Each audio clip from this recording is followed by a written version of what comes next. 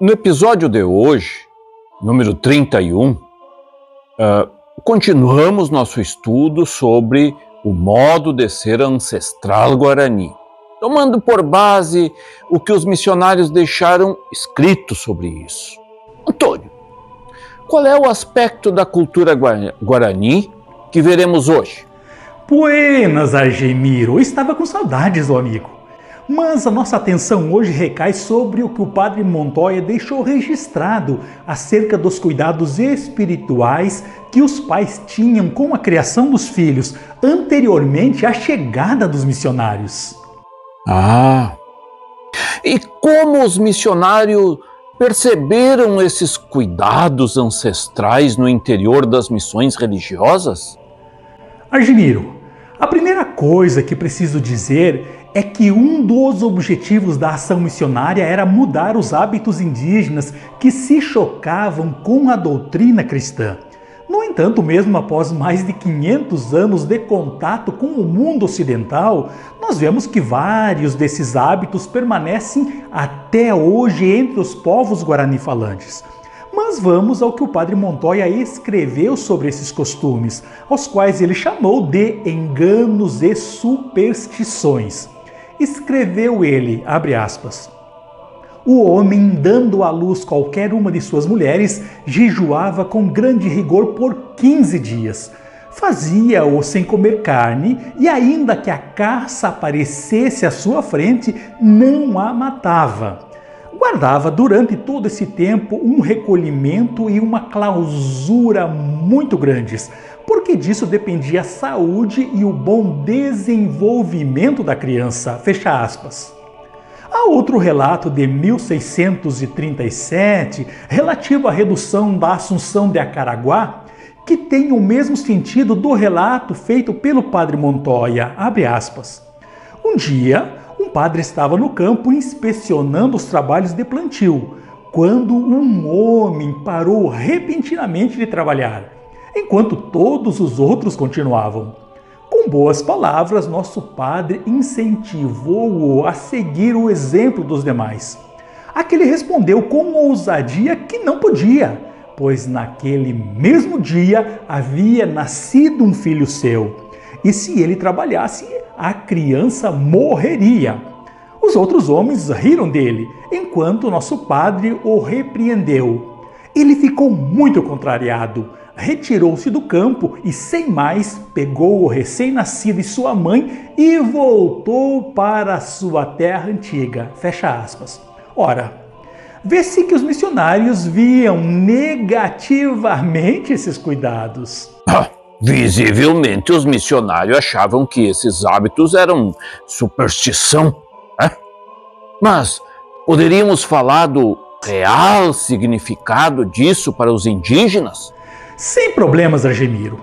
Nós sabemos que os guaranis são povos extremamente religiosos e que a sua vida é perpassada pela presença de entes espirituais que os acompanham em todo o cotidiano. É o que eles chamam de Jara, ou os donos de cada ser ou sentimento existentes. E são exatamente os Jara que autorizam ou desautorizam a vida humana e a dos demais seres. Por isso, o cuidado que tinham e têm em ritualizar praticamente a vida toda, da concepção à morte, do nascer ao fim do dia, pedindo autorização aos seus donos espirituais, ao dono das coisas e da própria vida, prestando-lhes homenagens, guardando suas proibições.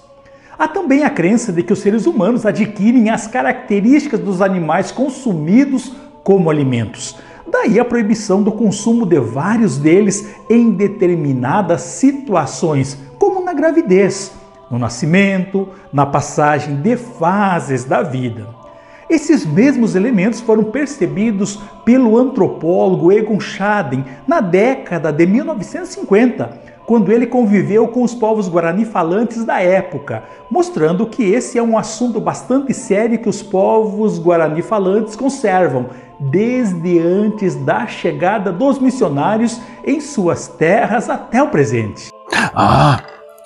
Você disse anteriormente que esses costumes chegaram até o presente, não é? Então, professor Antônio, fale um pouco sobre isso.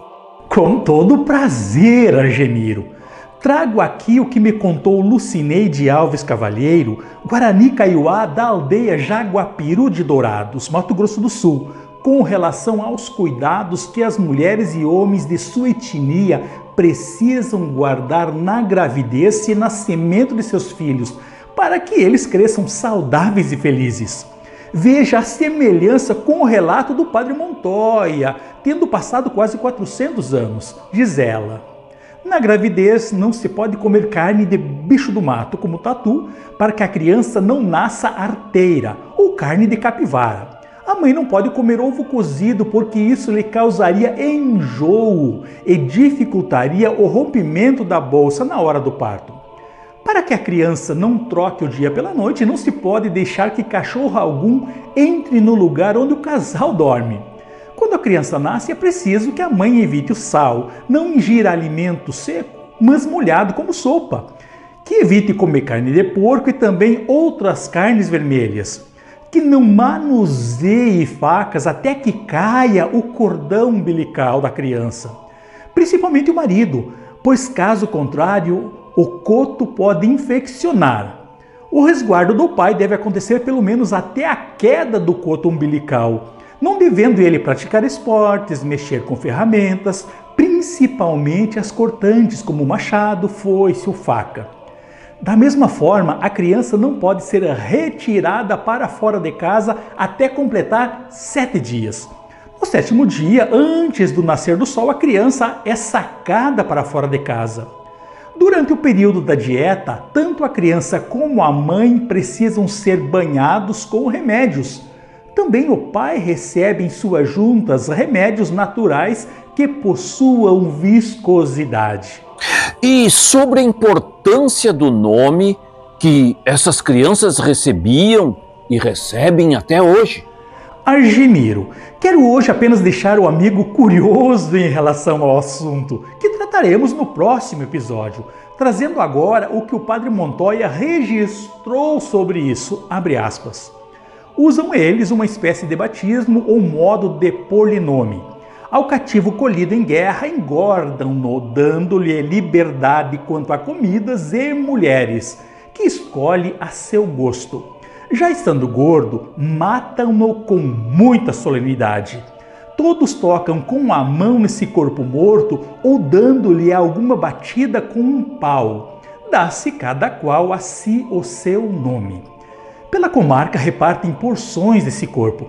Cada pedaço vem a cozinhar-se em muita água. Fazem disso uma papa ou um mingau.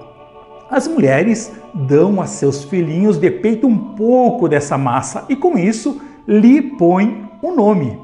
Trata-se de uma festa muito especial para os Guarani, que eles fazem com muitas cerimônias. Fecha aspas. Espero que tenhas gostado do assunto tratado nesse episódio. Até o próximo Água de EVT. Obrigado.